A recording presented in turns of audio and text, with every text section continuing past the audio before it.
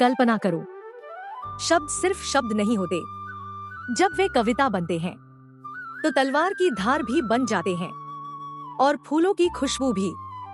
ऐसा ही एक अद्भुत ग्रंथ है रीतिकाल के महान कवि सेनापति द्वारा रचित कवित्त रत्नाकर। यह केवल कविताओं का संग्रह नहीं, बल्कि भावनाओं का एक विशाल सागर है, जहां हर कविता एक रत्न की तरह चमकता है। सेनापति रीतिकाल के उन विशिष्ट कवियों में से हैं, जिनकी लेखनी में श्रृंगार की कोमलता भी है और वीरता की गर्जना भी।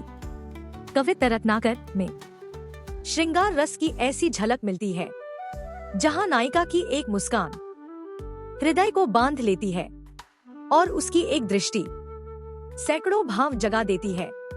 कहीं लज्जा में झुकी नायिका है, कहीं मान में रूठी हुई, कहीं विरह में तड़पती हुई।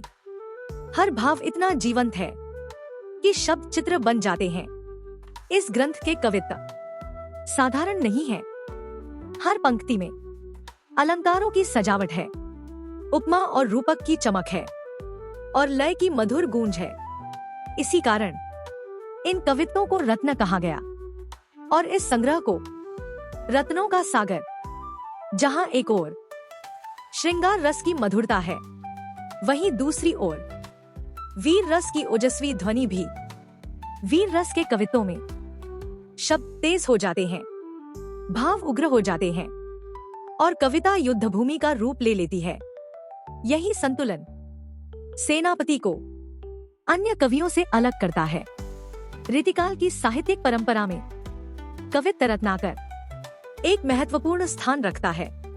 यह ग्रंथ बताता है कि कविता केवल नियमों का बंधन नहीं, बल्कि रस, सौंदर्य और अनुभूति का अनुभव है।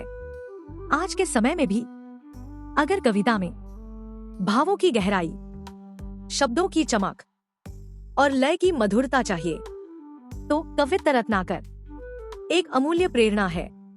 यह ग्रंथ सिखाता है कि शब्दों से कला कैसे रची जाती है और कविता को अमर कैसे बनाया जाता है।